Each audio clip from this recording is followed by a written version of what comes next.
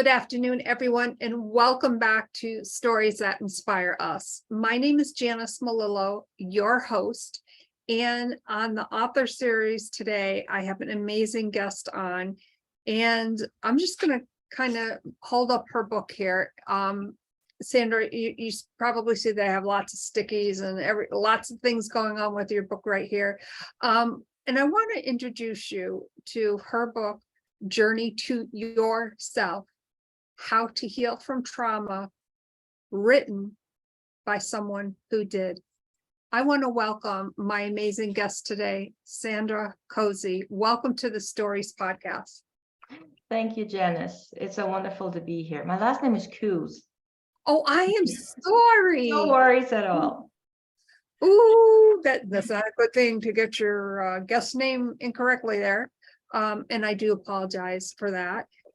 Sandra, obviously, as I held up your book, you saw a lot of stickies. And I will tell you that is for good reason.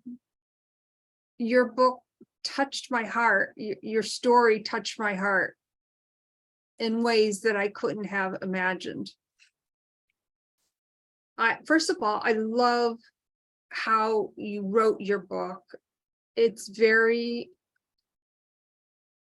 a hard book to read in the sense that if you are going through a trauma or have been through a trauma, when you read your story, but the way, excuse me, the way you wrote it in such a way, and I just want to share a couple things with you that really stood out for me. As I started reading the book, I love where you wrote, you are not broken, because I feel that a lot of times when we've been through a trauma, we feel that we are broken. 4 words there, you are not broken. That must have such depth and meaning for you. Yeah, it definitely does. And I always tell my clients too, you're not broken, you're just temporarily misaligned. And I love what you just said there, because as you're going through as I was going through the first part of the book, the about section, phenomenal, but what you wrote about how to get the most out of this book, you were very heartfelt and you were really sharing from a very raw and emotional standpoint. And you came out pretty much and said, take this in parts, like take it in sections and kind of, really sit with the information on how it could help you. Mm-hmm. When you sat down to write your book, how difficult would you say it was? Well, I think the hardest part to write was my story. Mm-hmm. Even though I had already healed, to write my story, I had to go back into my story and basically on purpose relive it so that I can be as honest as possible. And I've learned a lot about that, because the first draft of my story was angry. Of course, angry at reliving what other people did to me, what I had to endure by the hands of others. So many. I mean, every story is a different person. There is not one person that did 3 different things to me. And then as I reread it and filled in the gaps that came, as you start to focus on your past and really go into it, bits and pieces come back up you didn't remember before. Mm-hmm. So that was very interesting to see how I started to shift from anger to understanding. And so one thing that I always tell an author who wants to share their story is ask yourself why you're sharing your story. What is the purpose of your story? And for me, it was the purpose to show people you can heal. Yes, horrendous things have been done to me, and yet I healed from all of them. And that is how I ended up writing my story. Honest and raw, but still with compassion for the people who were not able to help me because they were stuck in their own trauma, like my parents. Or my friends who deserted me, who didn't take me seriously, and things like that. So it took a while. I bet, because, when you said you had to shift, you went from shifting from anger to understanding. And when you just chatted about, for instance, your parents, I've read most of the book. I think I have about 60 pages more to go. But I know exactly what you're referring to. And I felt, it's not that I felt anger, but I felt, how could this be? How could this be? And you really, when you were writing that, I felt as though I was maybe sitting there with you, and I kind of got the feeling that, this was pretty bad. What happened was pretty damn bad. I didn't get the support I felt that I need, but you also had compassion for what they did or did not, in this part, did not do. Yeah. And that's very important. And you don't understand this until you have your own children. And you're like, okay, if I were in a situation, what would I do? And you look back at how my parents were brought up, and then how I was brought up as a result of that. And as a result of my healing, how do I raise my son? How do I empower my son rather than limit him? Things like that. When, after you read the first, went through your book after you wrote it, what were some things that stood out to you? In other words, were you mentioned that, what was the purpose of writing your book, that you asked people that want to share their stories. And for you, it was to share how to heal from trauma, written by someone who did. Exactly. What was your impression of your whole book like? Did you read it back as almost like you were reading it for the first time? There were chapters where I thought, whoa, I really wrote that? So yeah, it's a lot of times once you are in the moment and you're in the zone and you're writing and you're creative and the creative juices flow, you don't think, you just write. You're basically your channel. You channel your wisdom from deep within, sometimes from around, wherever. But a lot of the time I didn't even remember I wrote that, which is very fascinating. But what really, I wanted to write this book because most books about trauma healing, they don't tell you how to do it. They just give you, like, you can try this and you can try that, without depth, without substance. So for me, when I went through my book, I read it at least 40 times, over and over and over again, before I sent it to the publisher, because I love to teach. But when someone reads my book and has questions, they most likely will not reach out and say, hey, what did you mean by that? So I always went back into each chapter and was like, okay, which question could someone ask? And I looked at all the questions that could possibly come up from every angle. And then I adjusted the chapter to make sure all those questions are answered. There's no question unanswered. So I do hope I accomplished that with my book, because I want people to heal. I know it's possible. I'm not different from anybody else. So if I can do it, they can too. And with my book, I wanted to give them a roadmap in a very easy to understand, straightforward kind of way, take the woo-woo out of the spiritual aspects of it, and really go in as much detail as possible so that everybody can understand, okay, yeah, I get that. And what I mean with, at the beginning of my book, when I say, not everything will resonate with you yet. It's because I have a lot of my readers telling me, you know what? I read your book and at first this didn't make sense. Now, 6 months later, I wrote it and now I get it. So this is a book that grows with you. So as you're on your healing journey and then you read the book again, you will notice different things that suddenly make sense to you. And then they help you further on your journey. So this Mhm. is a book that grows with you. Oh, I wholeheartedly agree with that. And I really feel that from, a different perspective as well, because you know, where you talk about how to get the most out of this book, I love how you set the chapters up to have that extra space. And you talk about different transformations, and you have a space for your readers to journal. And it really is, it almost takes the, we've all chatted about journaling. I journal. But if you want to as you're reading and something really resonates with you, I mean, there it is right then and there to channel your thoughts from pen to paper.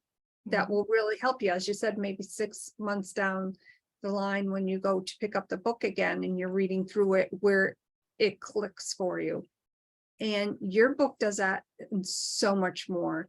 Now, I know that you are a teacher, but you're also an intuitive mentor, a coach, and a certified traumatic incident reduction facilitator, and a Reiki Master. And what I additionally loved about your book is you talk about different healing modalities. Would you like to share some of that with us? Sure. I mean, trauma healing is not one size fits all. Right. For us, for everybody, healing is different, which is why for some people, therapy and counseling works great. And for others, it doesn't work at all. And so on my journey, I learned that trauma healing is not just about healing the trauma that you experienced from the mental emotional aspect. No, it's a full body experience. So you have to heal on all levels, which is why I offer the same thing. I call it the full circle trauma healing approach. Where we look at your trauma, then we look about limiting beliefs and self-sabotaging behavior, which comes from the generational trauma, which means how you were brought up based on your parents' and grandparents' trauma and how they perceived life when they teach you how to limit yourself rather than empower yourself. And then the ancestral aspect that we carry on through the generations that we don't even know is there. So there's so much more to trauma healing than simply healing our trauma. And so this is book 1 of 3, as I've mentioned in my book before. So this is just the beginning of the whole transformational aspect. And so for me, it was very important to give a baseline of the different modalities that you can use to heal your trauma. Test them out, see if you resonate with them. And if you don't, that's totally fine. You don't have to, but it gives you, like a view of what is out there that helps you heal. Yeah, that is so true, because the different modalities that you go into, such as the oils and the Reiki and the EFT, which is the tapping. I know that, for instance, at times that maybe I feel stressed, and as I was reading, I don't know, I tend to do this as I'm reading. And for those who cannot see me, I have my hand on my cheek and I'm just kind of tapping my index finger. I don't know why I do that, but I don't know, it brings me some comfort. Instinct. Yeah, it works out really well. I want to read just one line from your chapter where you're talking about my journey to myself. And before I read it, I thought I was the one that wrote this line, and I'll tell you in just a moment. I convinced myself that I would never really escape this trauma. that weighed very heavy with me. Mm-hmm. And even as I'm reading this and talking about it, I think with the convincing part, and you certainly are the expert at this, I think with the convincing part of what what had transpired, that we try to not normalize that behavior or the behavior of the other person, but we try to convince ourselves that maybe we did something wrong. Mm-hmm. And that's not the way we should look at it. Right. The thing is, when you are still in the victim mentality, the only plausible reason is that it was your fault, because nothing else makes sense. Because why in the world would someone deliberately do something so horrible to you? It must have been something you did. That's the victim mentality. But as you heal, you go into the survivor mentality, survivor stage, and you have a little distance to what happened, and then you realize it was not your fault, and then you get angry.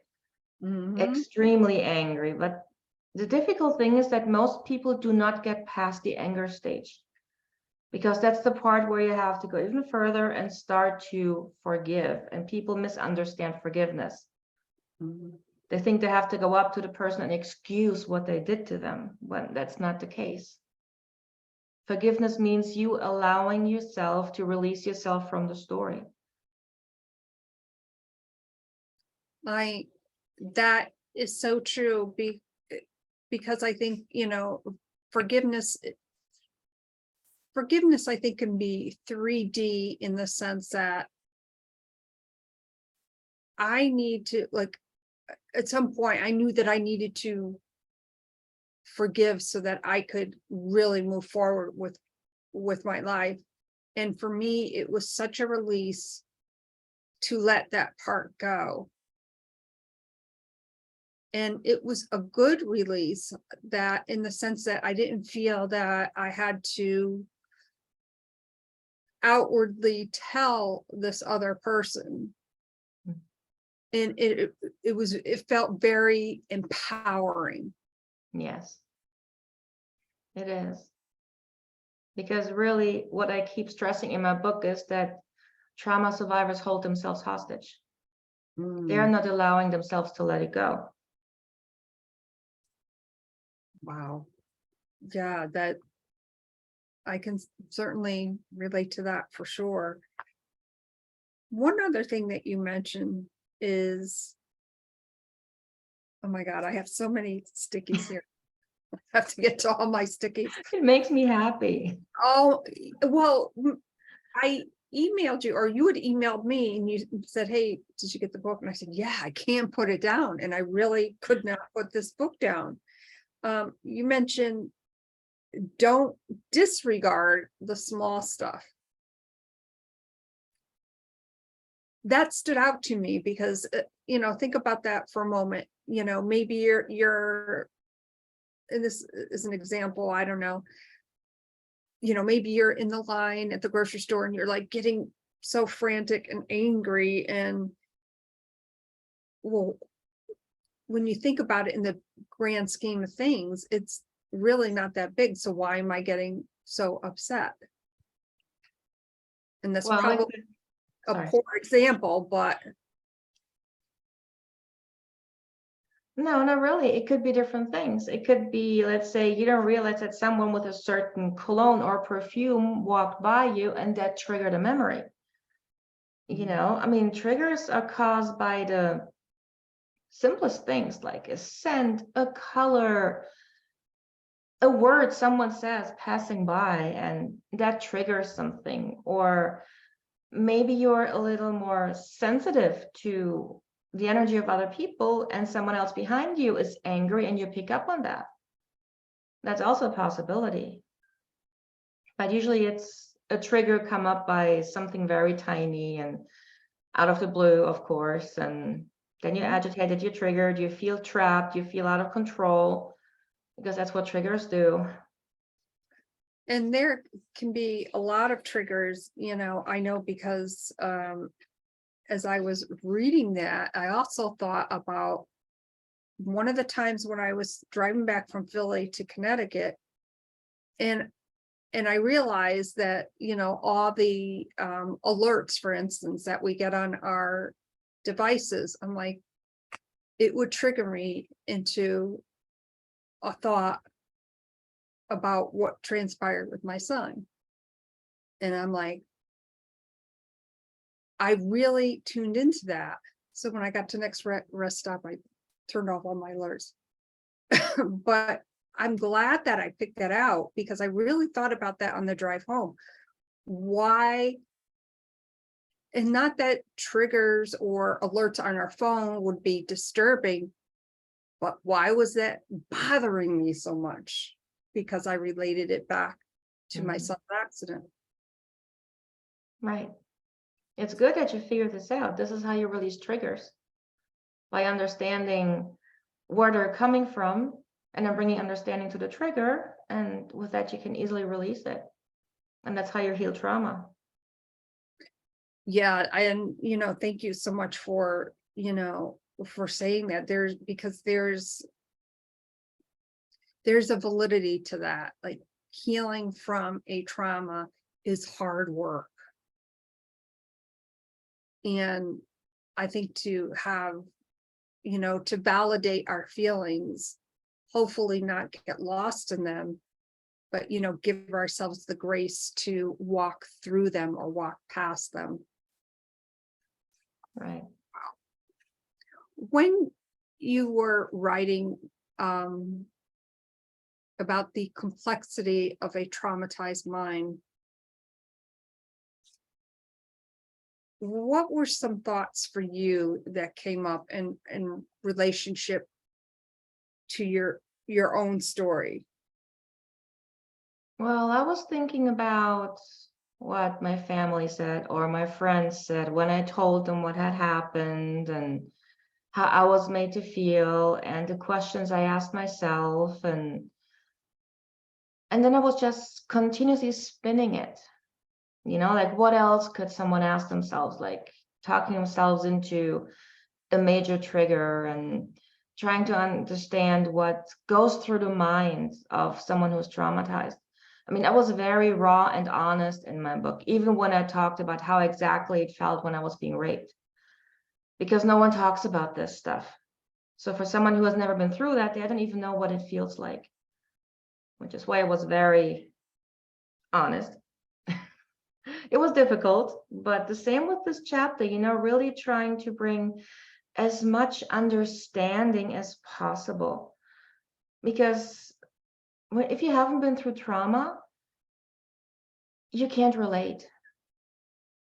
So I wanted to help people who read this book and haven't necessarily been through trauma, but read it to help someone else, make them understand what a person feels, what is in a person's mind. Why are they secluding themselves? Why are they feeling so anxious and afraid of going out, so stressed and have a panic attack for no reason? I tried to bring as much information to the subject as possible. So I always dug very deep within myself, or had conversation with friends, what they thought, to really bring as much knowledge to it as possible, because no one really talks about this. And this is so important, to bring understanding. I couldn't agree with you more. And I think for a lot of people that go through traumas, we have different coping mechanisms. Whether that be, and you went through all that common coping mechanisms after trauma, but you really kind of broke it down in a way where, these things that pop up for people that are in trauma, like why they may not know why they're doing it at the time. I'm guilty of emotional shopping for sure. And you really break it down in such a way where we don't have to feel ashamed, but to understand our behaviors in a way that we can again move forward. Right. And it's very important, because when you see someone who is dealing with a drug addiction, I don't judge, I ask what happened. When I see someone who is having issue with alcohol, I don't judge, I ask what happened. Because there's always a reason why we do those things. And when I think about, I worked with Bridget in my book. She was still smoking pot at the beginning of our sessions every time she came high, and she was still drinking alcohol. She just celebrated 3 years sober after we were done working together, which means that even though you may have the addiction right now, or like the shopping addiction or an alcohol or drug addiction, you go to the root cause and you heal the root cause, and then it's not necessary anymore. You don't need this coping mechanism anymore. It just falls away. And this is so beautiful. This shows how powerful trauma healing really is. Yeah, and as I read Bridget's story, my jaw dropped. And sometimes when you hear these stories, it kind of grasps you, like, why did this happen? I don't understand how somebody can do this. Yeah. If I had the answer to that, all I can say is trauma causes trauma. So whatever happened in that man's life must have been horrendous too, or he wouldn't have turned out to be like this. But this is not enough of an explanation, because it's no excuse. Because I didn't turn out this way. You know, I could have become a narcissist and brutalized everybody who comes in my path because of my pain. But I didn't, because I was strong enough to heal. And that's really the point here, because it takes a lot of strength and willpower to heal, to be greater than your trauma, to rise above your trauma. It takes a lot of strength. And people who are not strong enough or don't have the willpower, they may go the other way. You had mentioned it takes a lot of strength. When you started the healing process, is there one thing that you always come back to that stands out in your mind? For instance, that you may, and I know that you give different examples of different things people can do in your book, but is there one thing that you always go to that you're like, that's it, that worked for me? It was when I was talking about the two people who really started this journey for me. And the one being very spiritual, yes, that is a fond memory I have, but the really groundbreaking, ground zero moment was when my last boyfriend before I met my husband broke up with me. And he had told me that he was just married to a woman with mental issues, and he didn't want to be with one again. He wasn't mean about that. It was a fact that he stated. But this was the ground zero where I actually sat down and questioned myself. I asked, okay, what does he mean, mental issues? And then I started thinking about all the relationships I had, and I saw a pattern emerging where I was sabotaging my relationships. That was the first time I realized that. And this made so much sense to me. And ever since then, whenever I was feeling a certain way or doing a certain thing that I was wondering why I just did that, I unraveled it. So in a way, I did trigger release without even realizing what I was doing back then. And then I had vowed to myself that I will not have another boyfriend until I'm the person I like to be in a relationship. And the funny thing is, 3 months later, I meet my husband. I read that. Wow. So you start the healing process within yourself. You meet your future husband. Mhm. When you went into that relationship with your husband at the time, did you feel that much better that, and I would imagine the answer is yes, that, hey, I've done a lot of work to be where I am today. Maybe you still had more to do, but that must have been such an amazing experience to get to that point and really look at your past relationships. And it's almost like you took an inventory before you met your husband. In a way, yes. And I learned when I met my husband, I learned something very important. I realized with my husband, I did not feel the need to bend myself like a pretzel to be who I thought he wanted to be. From day one, I was just myself.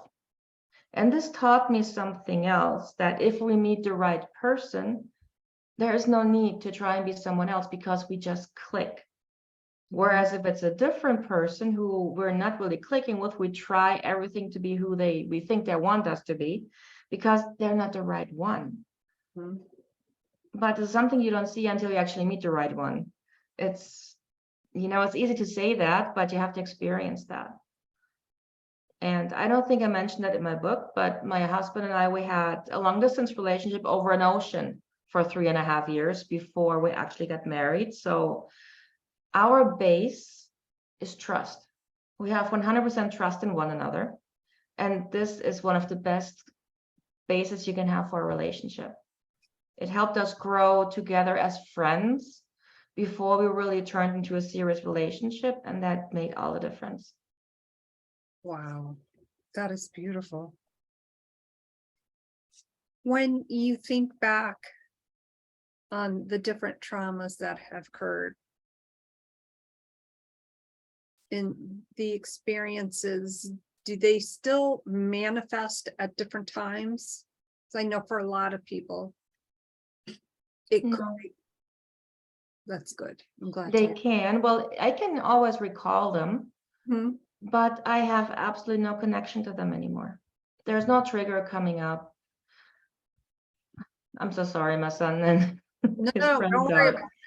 Don't worry. No, I can recall everything, and I do if I'm on a podcast and they ask me to talk about it, or I use it as an example in a session with my clients. Then yeah, I can always recall them, but they don't pop up at all, just out of the blue. They don't. There's no triggers left, and there's no reason for them to pop up and pester me. When we met in our pre-podcast chit chat, you had said, and I don't remember it verbatim, but it was something to the effect that it's if you were thanking your experiences or the person who had sexually assaulted you. And that was pretty powerful. Yeah, and it's true. Sometimes it feels like I'm telling someone else's story because I have no connection to it anymore at all.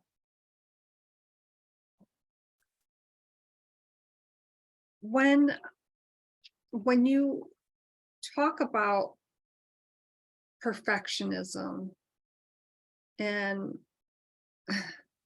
control and OCD, and I'm kind of snickering to myself because I can definitely relate to the OCD thing because I like things in certain orders. I freely admit that, like, I own that. What would you say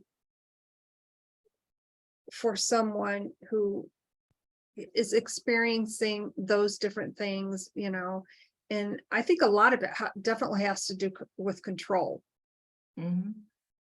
Right. It's when we're being traumatized, it happens out of the blue. We don't see it coming, which means it feels like we have the rug pulled out from underneath us.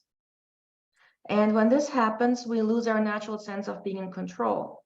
especially when it was a physical attack, or it could be an accident that we didn't see coming. Mhm. Wow. And I'm so that's sorry. okay. No worries. I don't hear anything. Good. But as we segue, I want to thank all of our current listeners on the Wisdom Audio app for being here today. I see some familiar names, so thank you. Thank you so much for being here. My conversation today, of course, with Sandra. She is the author of Journey to Yourself, How to Heal from Trauma, written by someone who did. I want to read something else to you, and I started so I wouldn't forget. And I'm like, oh my God. Like I felt like your book was speaking to me and to my story. And you say at the end of this chapter, you can't move into the future with a mindset of the past. Mhm. Wow. Thank you. I'm like, this such a well-written book. Like, I'm telling you, people, you've got to order this book. It really talks to you on so many different levels. When you wrote that, I'm thinking about you sitting at your desk writing this. And it's almost as if you wrote it, and then maybe on another piece of paper was the person's name, and maybe just throwing the piece of paper away or burning it. And like I felt an excitement for that for you, because you really can't move into the future if you were constantly throwing ourselves in the past. Exactly. And that's the thing, the past will always be there like an anchor. And we have to let go, cut that anchor loose and sail away.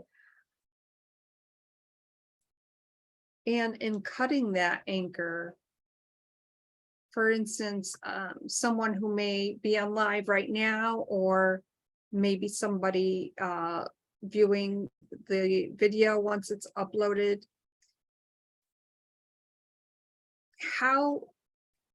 where does one start?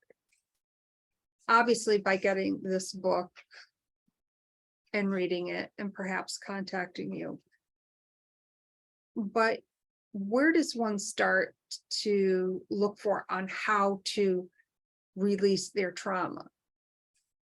The first thing is you have to be ready.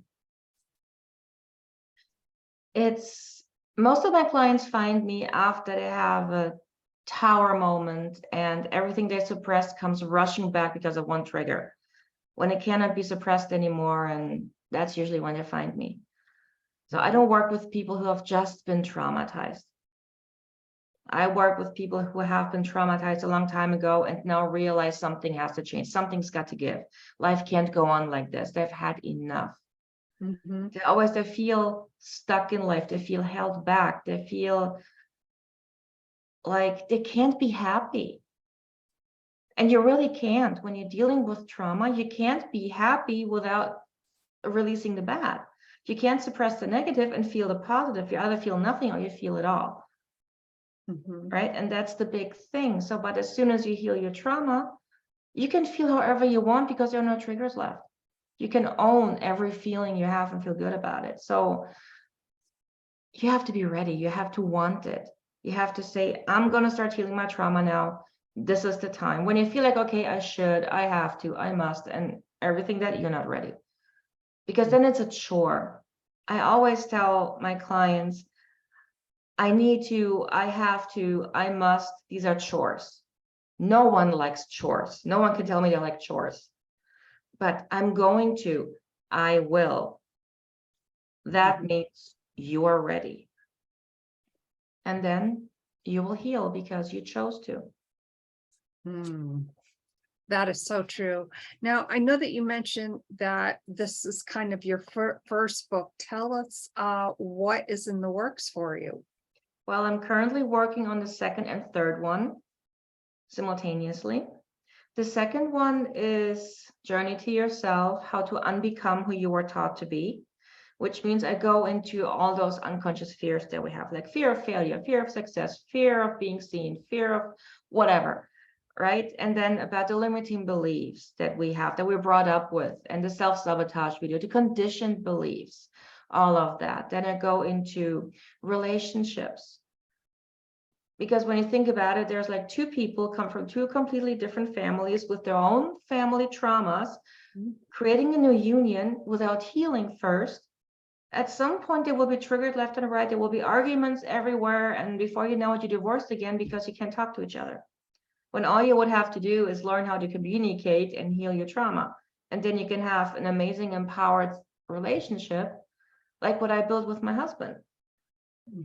It was also a learning curve, but we healed and we did it. It's like 19 years and counting.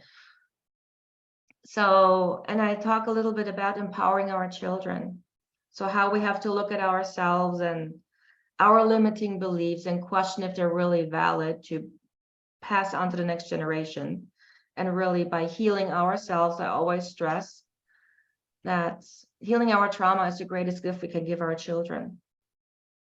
And then talking a little bit about moments where I had the choice between limit my son or empower him. You know, things that I went through with him, like when he had a nightmare or when he had an issue in school, how I handled that. And, you know, so things like that to really unravel everything that's holding us back. That's what is the second book. And the third one is how to become your true self. Meaning everything I ripped apart in the first two books, we put back together. And I basically help you set healthy boundaries. That's so important. How to find your voice. Because someone who has been traumatized, they don't speak up.